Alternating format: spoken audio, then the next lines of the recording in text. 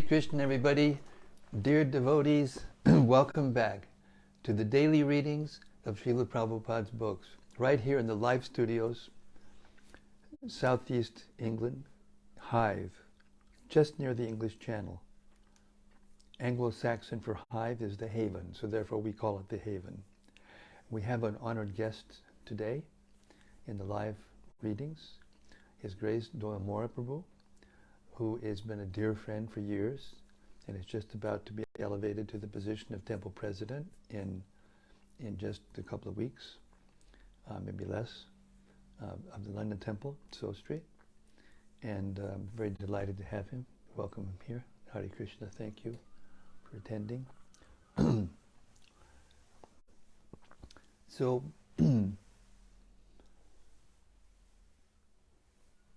all of Krishna's pastimes are absolute.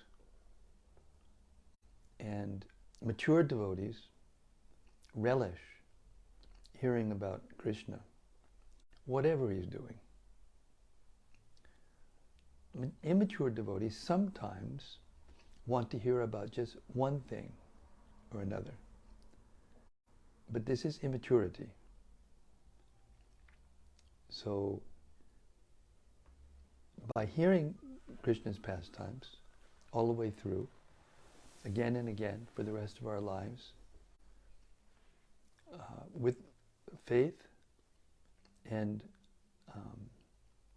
love eventually, and without doubt, without argument. It's not an easy thing to do because Krishna's pastimes are unbelievable. They're achintya. And Jiva Goswami says that unless one can actually accept the concept that Krishna is the supreme absolute truth, he is the supreme personality of Godhead, he is unlimited and can do anything within or outside of the modes of material nature. He can do anything. And once one starts to hear Krishna's pastimes with that mentality, then spiritual life opens, and eventually the doors to Goloka Vrindavan will open. So before we recite the Krishna book, which is Srila Prabhupada's masterpiece, summary study of the 10th canto of Śrīmad-Bhāgavatam, which is the crème de la crème, as I always say, Nigamakalpatador Galitam Palam. The Bhagavatam is the ripened fruit of the Vedic literatures, and the Śrīmad-Bhāgavatam 10th canto is the ripened fruit of the ripened fruit. And the Krishna book is, with Prabhupada's own commentaries and put in simple English for anyone to understand, it's the crème de la crème, for sure. So before we begin, we're going to read again, as we always do every day, Śrīmad-Bhāgavata Mahima Stotram, from the Sri Krishna Lila Stava, verses 412 through 416. 5 verses written by Srila Sanatana Goswami, glorifying the Śrīmad-Bhāgavatam. And it goes like this. Sarva Shastra Dipiyusha Sarva Vedaika Satpala Sarva Siddhanta Ratnadya Sarva Lokaika Drikprada. O nectar from the ocean of all scriptures, singular fruit of all the Vedas, rich mine of the precious gems of all conclusive truths, you are the only giver of sight to all the worlds. Sarva Bhagavata Prana Śrīmad-Bhāgavata Prabho Kalidwandoditaditya Sri Krishna Parivartita. O life air of all the Supreme Lord's devotees, O Master Śrīmad-Bhāgavatam, you are the sun risen in the darkness of Kali. You are the exact image of Sri Krishna. Paramananda Pataya Prema Varshakshadayate Sarvada Sarvasevyaya Shri Krishnaya Namostume. I bow down to you, who are supremely blissful to read. Your every syllable pours down a flood of prema. You can always be served by everyone. You are Sri Krishna himself. Madeka bando matsangin, madguro man mahadana, man nistadaga mad bhagya, mad ananda namostute. My only friend, my constant companion, my spiritual master, my great wealth, my savior, my good fortune, my source of ecstasy, I bow down to you. Asadu saduta dayin atini chochata kada hanamunchagadachin mam premna rit kantayokspura. O bestower of saintliness to the unsaintly, O exalter of the most fallen, please never leave me. Always appear in my heart and my voice with pure love. Om Namo Bhagavate Vasudevaya. Om Namo Bhagavate Vasudevaya. Om Namo Bhagavate Vasudevaya. Om Namo Bhagavate Vasudevaya. So we're in the middle of a very intriguing and adventurous and exciting thriller. It's right in the middle of the pastime of the Samantaka jewel. And we're in chapter 57.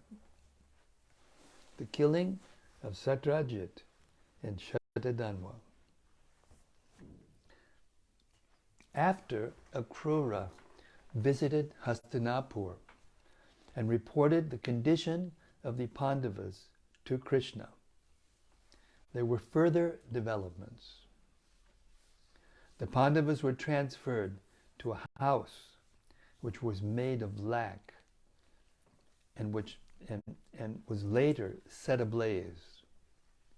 And everyone believed that the Pandavas, along with their mother Kunti, had been killed. This information was also sent to Lord Krishna and Balarama.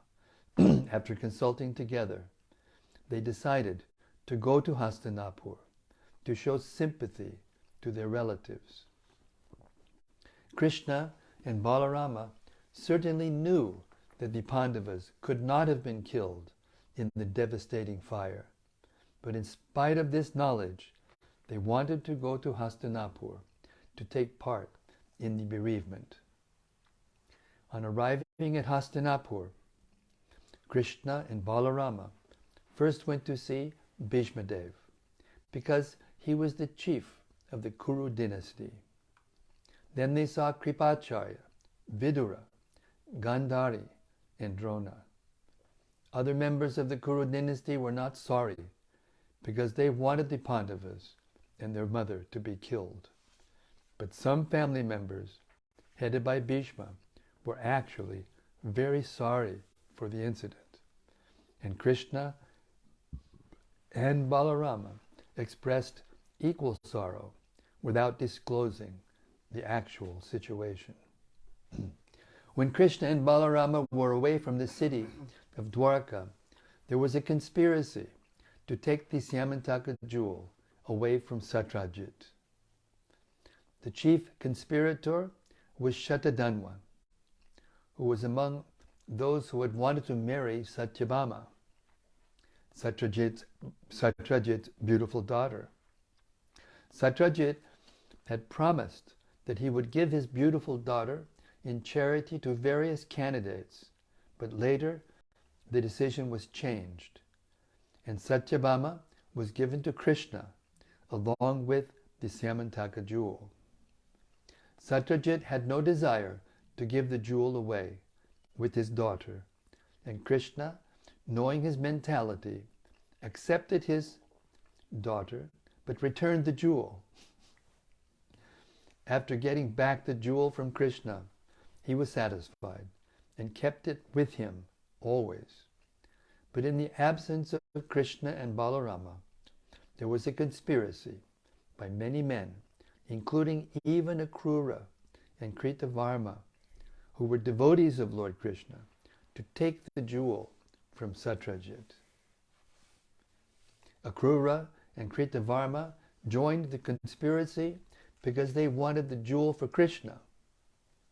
They knew that Krishna wanted the jewel and that Satrājit had not delivered it properly.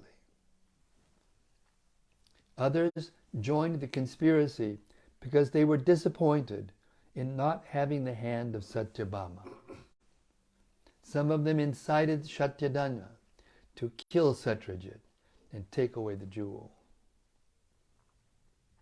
The question is generally raised, why did a great devotee like Akrura join this conspiracy? And why did Kritavarma, although a devotee of the Lord, join the conspiracy also? The answer given by great authorities like Jiva Goswami is that although Akrura was a great devotee, he was cursed by the inhabitants of Vrindavan because of his taking Krishna away from their midst.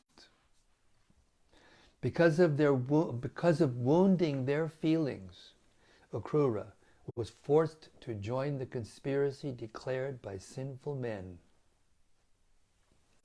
Similarly, Kritavarma was a devotee, but because of his intimate association with Kamsa, he was contaminated by sinful reactions, and he also joined the conspiracy. Being inspired by all the members of the conspiracy, Śatadhanvā one night entered the house of Satrājit and killed him while he was sleeping.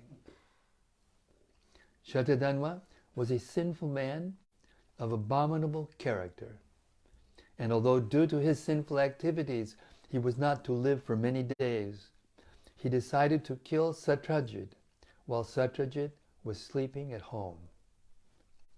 When he entered the house to kill Satrājit, all the women there cried very loudly, but in spite of their great protests, Śatadhanvā mercilessly butchered Satrājit without hesitation, exactly as a butcher kills an animal in the slaughterhouse. Since Krishna was absent from home, his wife Satyabhama was present on the night Satrājit was murdered. And she began to cry, my dear father, how mercilessly you have been killed." The dead body of Satrājit was not immediately removed for cremation because Satyabhama wanted to go to Krishna in Hastinapur.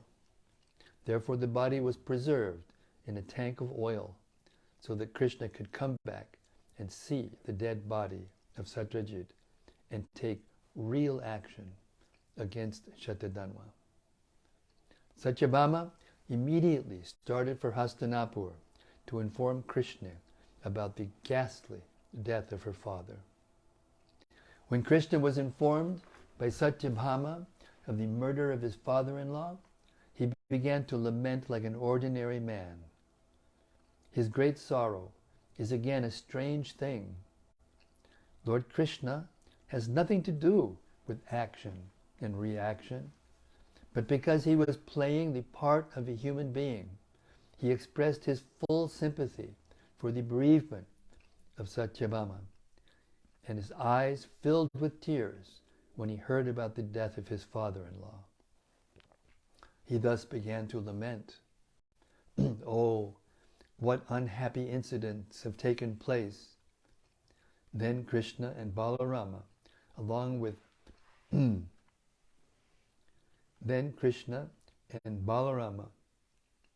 Satyabhama, immediately returned to Dwarka and began to make plans to kill Śatadhanvā and take away the jewel. Although he was a great outlaw in the city, Śatadhanvā was still very much afraid of Krishna's power, and thus when Krishna arrived, he became most afraid. Understanding Krishna's plan to kill him, he immediately went to take shelter of Kritavarma.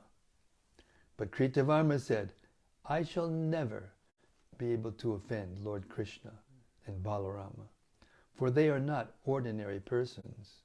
They are the Supreme Personality of Godhead. Who can be saved from death if he has offended Balarama and Krishna? No one can be saved from their wrath. Kritavarma further said that Kamsa, although powerful and assisted by many demons, could not be saved from Krishna's wrath. And what to speak of Jarasandha, who had been defeated by Krishna 17 times, and each time he had to return from the fighting in disappointment. When Śatadhanvā was refused help by Kritavarma, he went to Akrura and implored him to help. But Akrura also replied, Balarama and Krishna are themselves the Supreme Personality of Godhead, and anyone who knows their unlimited strength would never dare offend them or fight with them. He further informed Śatadhanvā, Krishna and Balarama are so powerful that simply by willing they create, maintain, and dissolve the whole cosmic manifestation. Unfortunately, persons bewildered by the illusory energy cannot understand the strength of Krishna, although the whole cosmic manifestation is fully under his control. He cited as an example that Krishna, even at the age of 17 years, had lifted Govardhan Hill and had continued to hold up the mountain for 7 days, exactly as a child carries a small umbrella. Akrura plainly informed Śatadhanvā that he would always offer his most respectful obeisances to Krishna, the supersoul of everything created and the original cause of all causes. When Akrura was also refused to give him shelter, Śatadhanvā decided to deliver the Syamantaka jewel into the hands of Akrura.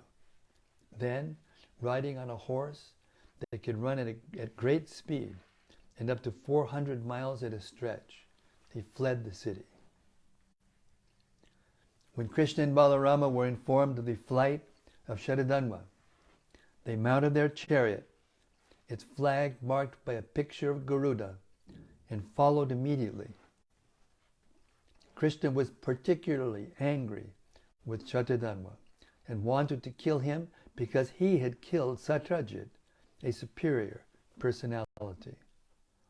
Satrājit happened to be the father-in-law of Krishna, and it is the injunction of the Shastras that one who is Guru Druha, who has rebelled against a superior person, must be punished in proportion to the severity of the offense. Because Śatadhanvā had killed his father-in-law, Krishna was determined to kill him by any means. Śatadhanva's horse became exhausted and died near a garden house in Mithila. Unable to take help from the horse, Śatadhanvā began to run with great speed in order to be fair to Śatadhanvā. Krishna and Balarama also left their chariot and began to follow Śatadhanvā on foot. While Śatadhanvā and Krishna were running, Krishna took his disc and cut off Śatadhanva's head. After Śatadhanvā was killed, Krishna searched through his clothing for the Syamantaka jewel, but he could not find it. He then returned to Balarama and said, "We have killed this person uselessly, for the jewel is not to be found on his body." Sri Balarama suggested, "The jewel might have been kept in the custody of another man in Dwarka, so you'd better return and search it out." Sri Balarama expressed his desire to remain in Mithila city for some days because he enjoyed an intimate relationship with the king. Therefore Krishna returned to Dwarka and Balarama entered the city of Mithila. When the king of Mithila saw the arrival of Sri Balarama in his city, he was most pleased and received the Lord with great honor and hospitality. He gave many valuable presents to Balaramaji in order to seek his pleasure. At this time, Sri Balarama lived in the city for several years as an honored guest of the king of Mithila, Janaka Maharaj. During this time, Duryodhana, the eldest son of Dhritarashtra, took the opportunity to come to Balarama and learn from him the art of fighting with a club. After killing Śatadhanvā, Krishna returned to Dwarka, and in order to please his wife Satyabhama, he informed her of the death of Śatadhanvā, the killer of her father. But he also informed her that the jewel had not been found in his possession. Then, according to religious principles, Krishna, along with Satyabhama, performed ceremonies in honor of his departed father-in-law. In those ceremonies, all the friends and relatives of the family joined together. Akrura and Kritavarma were prominent members in the conspiracy to kill Satrājit, having incited Śatadhanvā to kill him. So when they heard of the death of Śatadhanvā at Krishna's hand, and when they also heard that Krishna had returned to Dwarka, they both immediately left the city. The citizens of Dwarka felt themselves threatened with pestilence and natural disturbances due to the absence of Akrura from the city.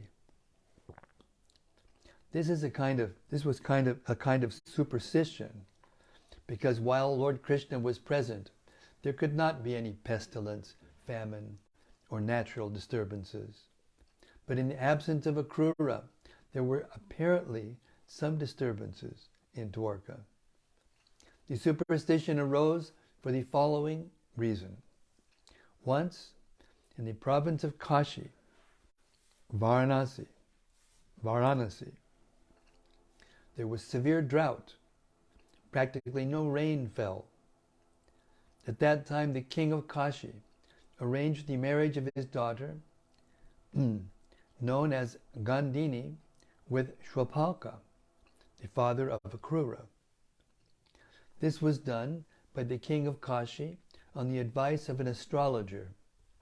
And actually, it so happened that after the marriage of the king's daughter with Shwapalka, there was sufficient rainfall in the province.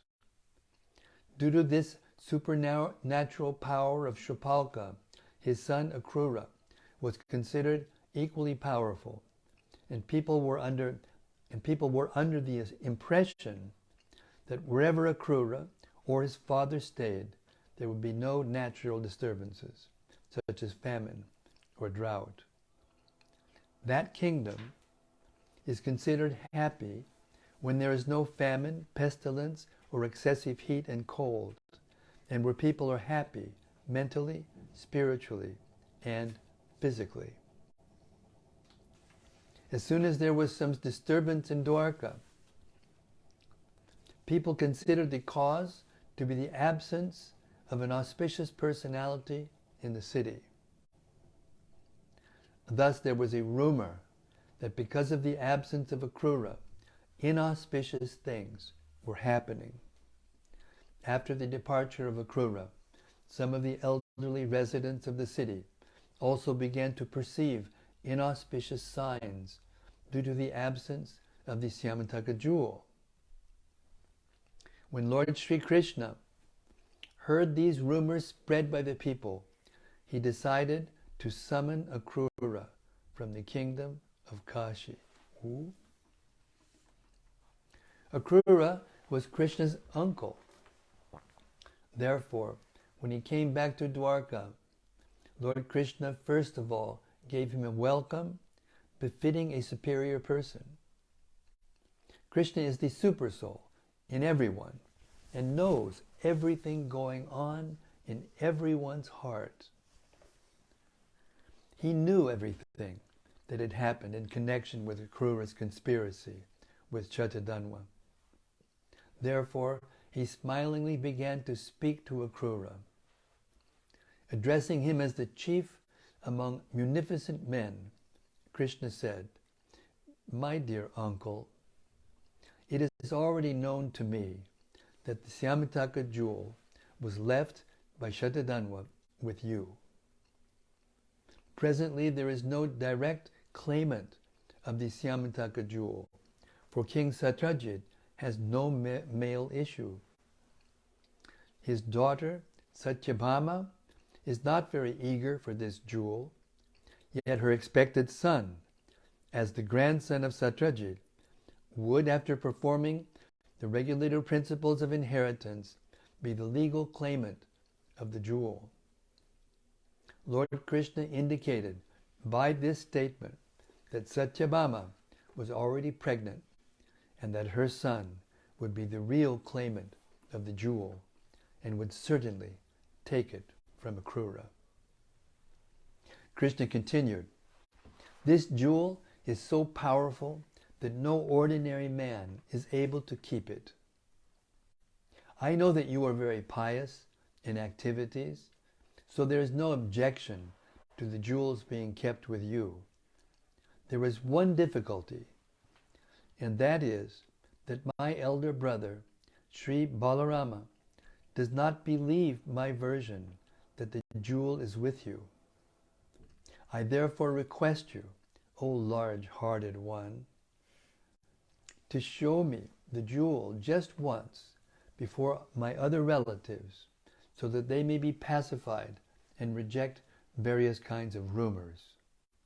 You cannot deny that the jewel is with you, because we can understand that you have enhanced your opulence and are performing sacrifices on an altar made of solid gold. The properties of the jewel were known. Wherever the jewel remained, it would produce for the keeper more than 2 mounds of pure gold daily. Akrura was getting gold in that proportion and distributing it profusely at sacrificial performances.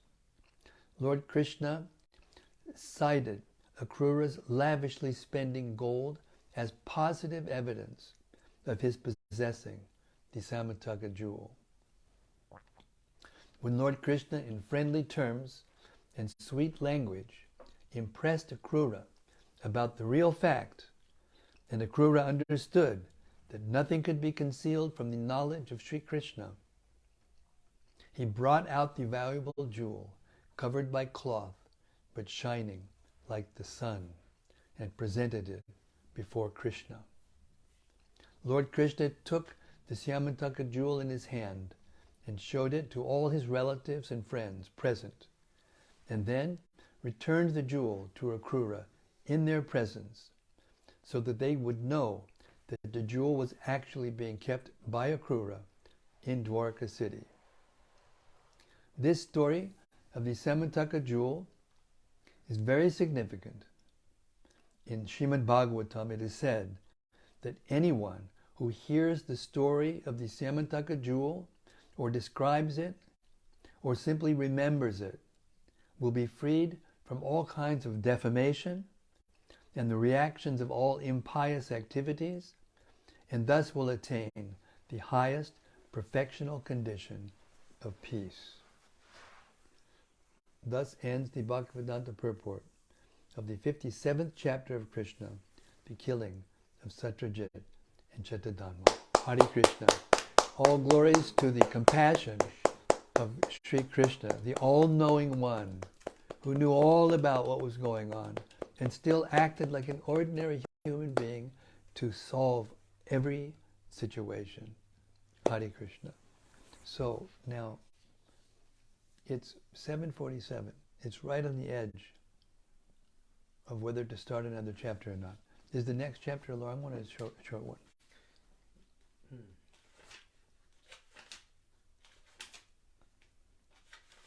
It's a long one. Very long. Oh, a very long one. Okay. So I'm going to stop the reading today.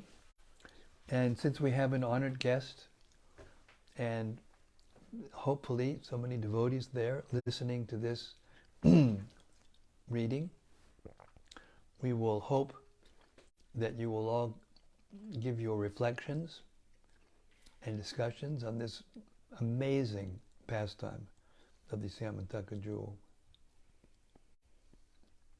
Hare Krishna.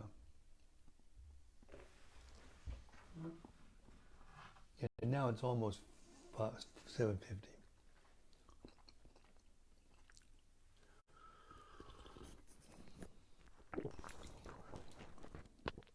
Okay, bombs away.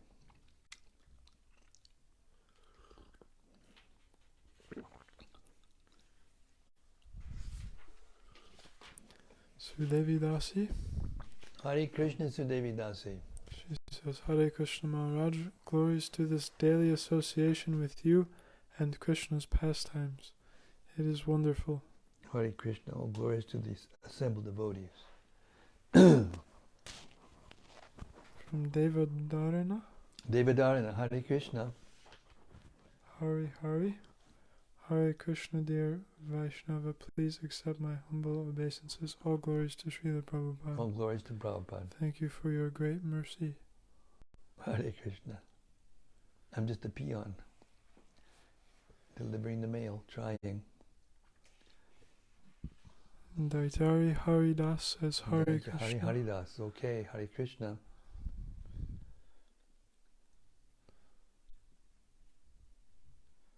From Gopakanya Devi Dasi. Hare Krishna, Gopakanya. She says, Hare Krishna, dear Maharaj, and all friends, the lover of Krishna Katha, all glories to Śrīla Prabhupada, and your daily reading service to Śrīla Prabhupada. Thank you very much, Hare Krishna. We are benefiting, as always, Jai Maharaj Keshav Bharti Das Goswami. Hare Krishna.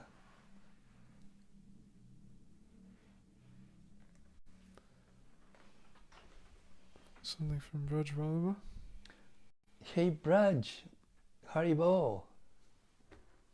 He says, Hare Krishna Maharaj, please accept my humble obeisances. All glories to Śrīla Prabhupada. I think it is interesting that Krishna reacted upset with the loss of his father-in-law. It is amazing how Krishna acts like a regular person.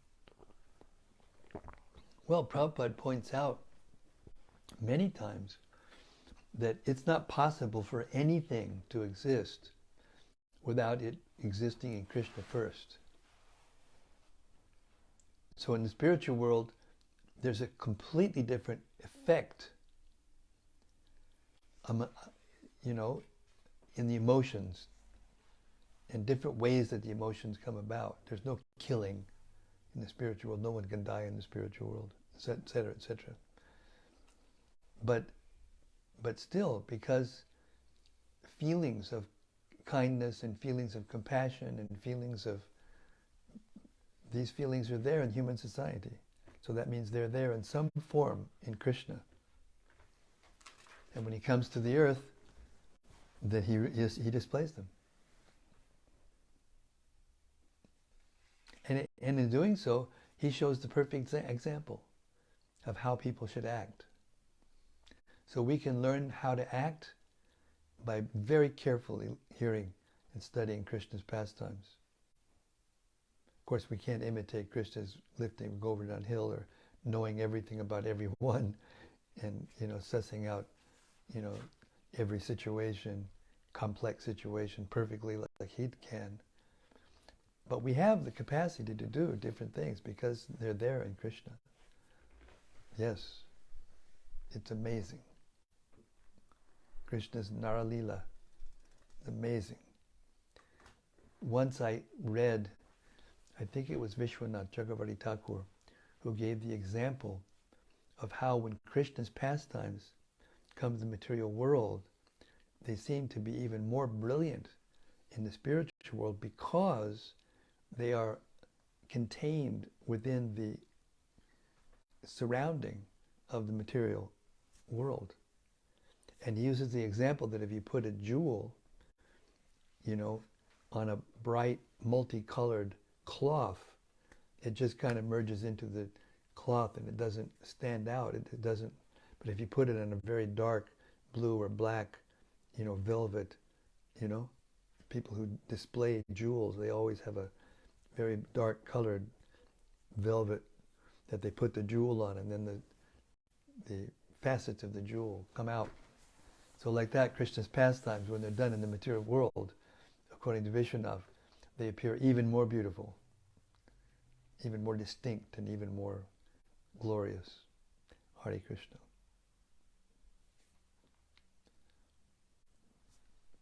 Rati Manjari says, Jai Guru Maharaj. Hari Bol Rati, Hare Krishna. Rati's out there doing Harinam Sankirtan and taking people with her, and she's really doing something in Amsterdam and in Holland, yeah. Big time preaching, also organizing book distribution now and publishing of Dutch books, which fell behind for one reason or another. Hare Krishna. From Anandamurti Devidasi. Hare Krishna Anandamurti. She says, Jai Guru Maharaj, please accept my humble obeisances. Hare All Krishna. glories to Śrīla Prabhupāda. Jai, glories to Prabhupada. Sri Krishna is knowing everyone's heart in detail. Hare Krishna, thank you so much for today's reading. Yes, Hare Krishna, thank you. We have no reason to be afraid of anything when we are with Krishna. One of the major lessons of this pastime. If you're with Krishna and you love Krishna and you're not going to do anything to Krishna, then you're safe.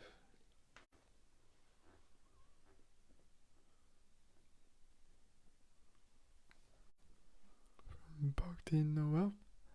Hare Krishna Bhakti Noel. She's from New Vrindavan. Well, she's from Vermont, but she loves New Vrindavan. She says, Hare Krishna, dear Maharaj, please accept my humble obeisances. Jai, glories to Prabhupada. Today I read in the book Raja Vidya, the King of Knowledge, the word susukam. This being the process of devotional service is very pleasant, such as chanting and hearing. My mind immediately went to the joy your readings bring to me, and so many. Am I understanding the meaning of this word correctly? Could you elaborate more on this word and idea, please? Well, sukha means happiness, and susukha means either complete or extreme happiness. So yes, it's the perfect description of Krishna's pastimes. Susukam kartamaviyam, and it is devotional service. Rajavidya Rajavidyam, pavitram idamuttamam, pratyakshavagam dharmyam, susukam kartamaviyam. So Krishna declares this knowledge of devotion, pure devotional service, to be the king of knowledge, most secret of all secrets, the perfection of religion, because it gives direct perception of the self by realization, and it is joyfully and easily performed. Only Bhakti Yoga, of all the different yogas, is easily and joyfully performed. All other kinds of yoga, they take intense endeavor and severe austerities and meditations, etc. Therefore, Narada Muni, when he told Vyāsadeva, why are you looking morose? You've just edited all the Vedas and the Puranas, you've compiled the Vedanta Sutra, you've written the Mahabharata, which is the summary of all the Itihasas and Puranas, and you don't look completely happy. And Vyāsadeva told him, yes, you know everything, Gurudev. You tell me. And he said, because you have mixed the glories of Krishna with all sorts of different other things, and therefore you're not completely happy. Then he suggested that he compile a book on just the Supreme Personality of Godhead, without any other subject. And of course that's when the Bhagavatam came. It's eternal, the Bhagavatam's eternal, but that's when it came into the universe at that time. And then he became completely happy. So why should it be a surprise that by hearing the Bhagavatam, we become completely happy?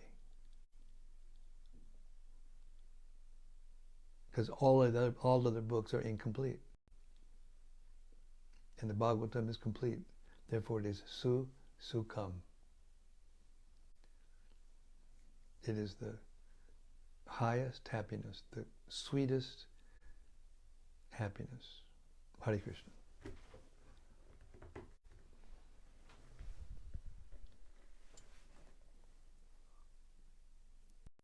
She says, thank you for your service. As always, I am very grateful. All glories to Śrīla Prabhupāda. Glories to Prabhupada. I want to ask if Dolamora would bless us with some reflection or take us deeper into this pastime. Please. Well, Maharaj, I was hoping you could unpack a little something for us for the benefit of the devotees here. This situation whereby previously in the previous chapter, Satrājit gives away his daughter and the jewel to Krishna. Because it's described that he felt bad about what had happened, spreading rumors about Krishna and so forth. So to rectify that, he gave away his daughter and the jewel. And then Krishna accepted the daughter, but returned the jewel. So in this chapter, it's revealed that Krishna returned the jewel because he understood that Satrājit didn't really want to give it away. And then we saw what happened. So I was just wondering if you could, how this relates to us in our devotional service and the lives of the devotees, when we have something we're holding on to, an attachment, and we say we renounce it and we give it to Krishna, but in reality we're still holding on to certain things. And maybe you could. Well, we're supposed to give whatever is dearest to us to Krishna. That's a high level of service. But in Krishna consciousness, in pure devotional service, under the mercy of Chaitanya Mahaprabhu, we learn to give the things that are dear to us completely in the service of Krishna. And that way we're giving it to him in the proper way without necessarily renouncing it. So that's the difference between these other personalities who are giving and holding and giving and holding for different reasons. Krishna had the benefit of everybody, and he's always like that. He always has the benefit of everyone in his heart, and he feels bad when people are too attached or people too, like a devotee, when a devotee asks for something from Krishna but still is a pure devotee or still is a sincere devotee, but may have in the heart something they want, and then they'll pray to Krishna for it. Because it says, Akamo sarvakamo va, moksha karmo dari, it's in the Bhagavatam. Whether you're full of material desires or hankering to be or free from appearances, then we should go to Krishna. So, but Krishna, he's really intelligent. And if he sees that a devotee is sincere and wants him, but at the same time is asking from him something that will cause the devotee to be more attached and more complicatedly entangled in the material world, then he just refuses to give it, takes it away, or in that way purifies the devotee's desire for it. So that's kind of mixed in with all these other things, But Krishna is so unlimited; it's very difficult to understand the meaning, the real meaning behind Krishna's pastimes and Sri Chaitanya Mahaprabhu's pastimes, because they have so many deeper, motives for what they do. They're doing things that, Krishna, just by thinking about it, is created the whole world, like universe, like we heard one of the devotees praying. So what does he need? You know, he doesn't need anything, but we need. So Krishna, seeing that, he sees somebody holding back, so he'll take it. And he sees that the person really wants it, so he'll give it back. If that's kind of appropriate. And he always does things in such a way that one thing he does gets a lot of other things done at the same time. That's perfect management. You do one thing rather than driving yourself crazy to do everything yourself. You do one thing that starts a chain of reaction that so many things happen. I don't know if that sheds any light on it or not, but that's what I thought. That's what came into my mind. Very nice. Yeah, thank you. Hare Krishna. Have we got anything else over there? From Bhakta Rupa. Hey, Bhakta Rupa, distributing a book in Wales. His name was Bhakta Ben before. He says, Jai Maharaj, thank you for reading this evening. Finally, a conspiracy theory worth listening to. Finally, a conspiracy theory worth listening to. I tell you, that's brilliant. That is a brilliant reflection. Means Krishna can satisfy all our needs just by hearing his pastimes. Thank you very much. That was a brilliant reflection. Thanks, Bhakta Rupa. Says so many people on the streets are interested in talking of this conspiracy or that conspiracy. Now I have something of substance I can present to them. Really like the description of Śatadhanvā sneaking in and mercilessly butchering Satrājit. Very graphic and gruesome. Yeah. It was also interesting to hear of how Balaram struck up a relationship with Duryodhana. Oh, yeah. I heard this is why he didn't want to get involved at the Battle of Kurukshetra. Yes, that's exactly right. That's exactly right. When you become a teacher of somebody, then naturally you become affectionate to your student. That was lovely. Thank you so much for those reflections. You see, these pastimes are like a jewel, and there's so many facets you can't imagine. And Prabhupada told us that if you just keep this towards the end, he said, if you just keep discussing the Śrīmad-Bhāgavatam among yourselves, and everything will remain clear. Hare Krishna. That's the essence.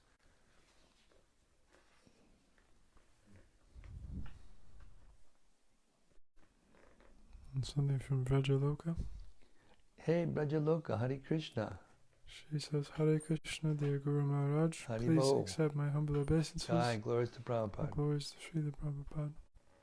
It was interesting to hear about the blessing at the end of the chapter where we read that, quote, this story of the Shamantaka jewel is very significant, and anyone who hears the story of the Shamantaka jewel will be free from all kinds of defamation and the reactions of all impious activities, and thus will attain the highest perfectional condition of peace. Unquote. There you go. There you go. Of course, that's not the desire of the devotee, but when you actually hear and chant with the proper mood and proper attitude, you get everything. This is what it means. Yomam evam asamudo. Asamudo means without doubting. Janati Purushottamam. When you accept Krishna as the Supreme Personality of Godhead without doubting and hearing him like in that mood, then Sasarva Vidbhajanti Mam, Sarva Bhavanyabha. You become the knower of everything. And the reason is because Krishna is everything in the sense that everything's coming from him.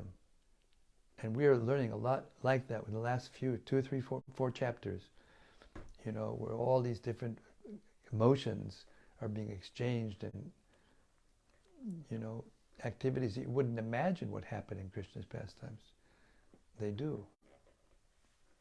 And therefore we get all our desires for all the emotions, the range of emotions that human beings can have fulfilled.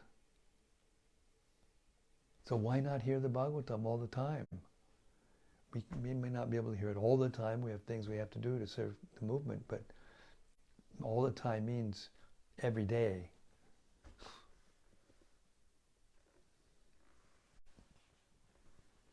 And that's marvelous effect. Marvelous effect. Yes, thank you very much. She had a question also.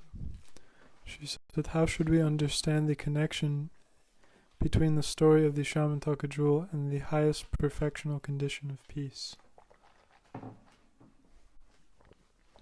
Well, it's the same answer because the pastime of the Shamantaka jewel is filled with a range of emotions.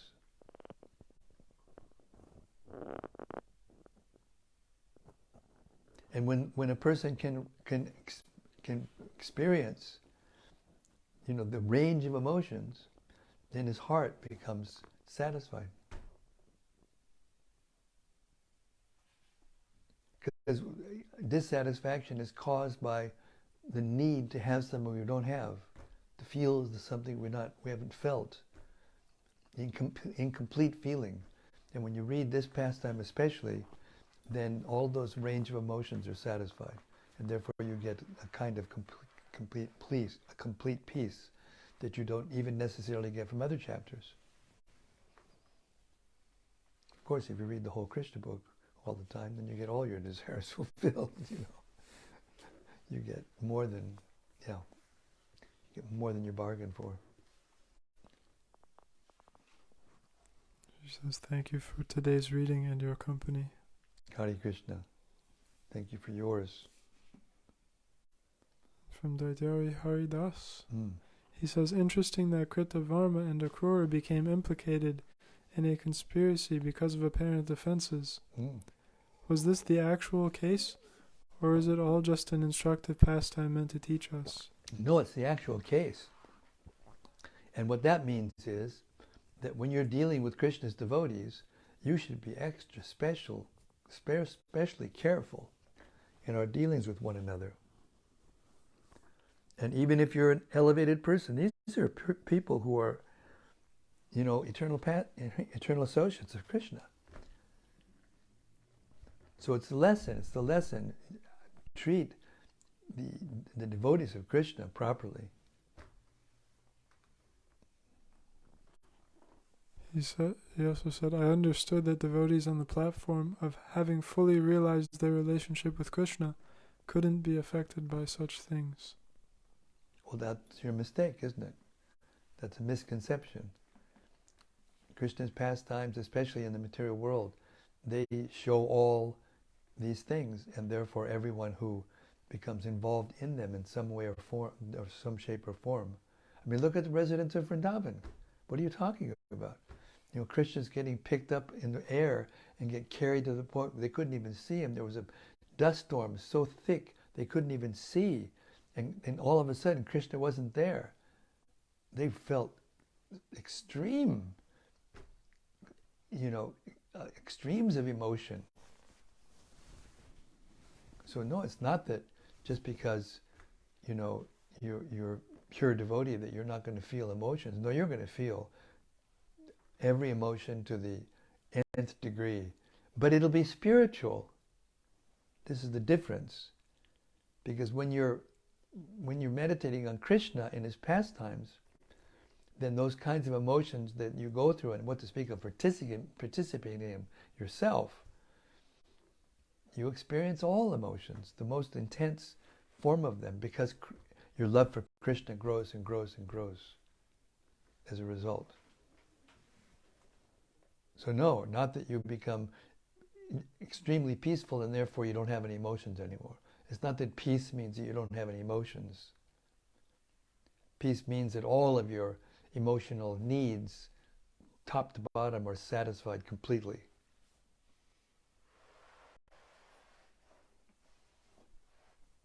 And that's what Krishna's pastimes give. That peace is just a little part of ecstatic love. Hare Krishna. From Rati Manjari. She says, thank you, dear Guru Maharaj, for your encouragement. I am a tiny sparrow in the ocean of Kali Yuga, but by your mercy and kindness you have given me the determination to try and do something wonderful for Srila Prabhupada here in the Netherlands. So be it. Please keep on blessing me. So be it. So be it. We notice in those videos you're right out front and dancing and chanting. Even when everybody is not dancing and chanting, you are dancing and chanting in ecstasy. Therefore, you keep doing that. And everything will come. We know we have somebody in our presence today who loves to chant and dance, and he's done it all over the world, and yet he has taken on this responsibility now to spread this ecstasy to others. Hare Krishna. So the extra responsibilities you're taking, in the form of organizing the book distribution and the Harinams and even the publication, translation and publication of the books in Dutch, you will never be sorry. You will get everything from this service. Hare Krishna. Thank you so much, everyone, for your lovely, lovely reflections and discussions on this unbelievably beautiful pastimes of Krishna. Sri Krishna, the Supreme Personality of Godhead, Ki Jai. Samaveta Bhaktivedanta Ki Jai. Gaur Premanandi Hari Hari Bo. See you tomorrow night. Same time, same place, same topic. The only real nectar that exists. Hari Katha. Yes, Hare Krishna. See you tomorrow. Hare Krishna.